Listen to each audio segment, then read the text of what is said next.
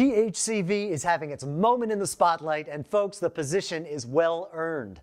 It's got some unique traits that set it apart from its cannabinoid cousins, and it could wind up winning a spot in your marijuana repertoire. It's pretty hard to find, though, as not very many plants produce the cannabinoid in anything but trace amounts. In fact, several years ago, a group of strain hunters went traipsing through the backcountries of Africa trying to find a strain that produced just 1% of THCV, or tetrahydrocannabivarin. And one of their crew members actually died of malaria trying to find it. But fast forward a few years and we've been able to breed a few strains with boosted THCV production.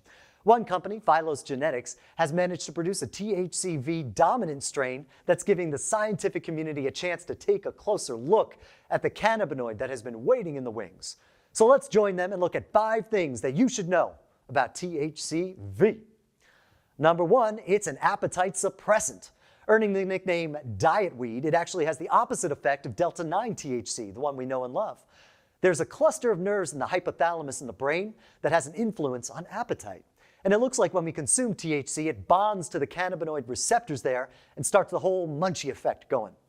When THCV is present in high enough levels, it bonds to those receptors, effectively blocking THC and the munchies from making its way into the brain. Number 2, for that very reason, there's also a lot of excitement around the cannabinoid's potential to treat diabetes and weight loss. While it's in the brain suppressing the appetite, it also upregulates energy metabolism, giving a slight boost to metabolic function in the body. It's been shown to reduce fasting glucose concentration in people with type 2 diabetes and ameliorates insulin sensitivity. Basically, it helps the whole thing stay in balance while reducing food intake and decreasing body fat, even preventing diabetes from onsetting in the first place. It even goes so far as to help repair cellular damage and cell death attributed to metabolic diseases like diabetes. For number 3, it's known to boost energy and focus. People also call it Weederall, as it produces effects closer to amphetamines and ADHD medications than the sedative effects of THC. This definitely leans into the sativa effects of cannabis, but in a recent study, a group using THC and a group using THCV were compared. Now, both groups had increased activity, exercise performance, and motivation, but the THC-only group reported fatigue and hunger setting in, while the THCV group reported an energizing effect and a focused mental clarity, almost like a cup of coffee, making it the perfect daytime, get-stuff-done cannabinoid. For number 4, it's less psychoactive than THC.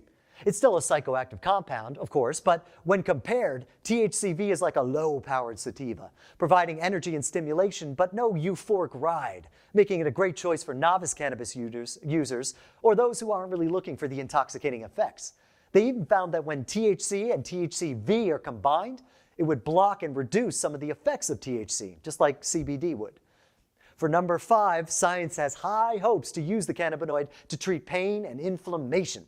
Since it can bond to the CB2 endocannabinoid receptors in the body, it was found to have anti-inflammatory properties, and when combined with CBD, shows promise treating muscle hyperalgesia, or a hypersensitiveness to pain in the nerves of the muscles. So that's 5 things that you should know about THCV. If you've ever tried it, tell us about it in the comments. And tell me about your experience and how it helped you.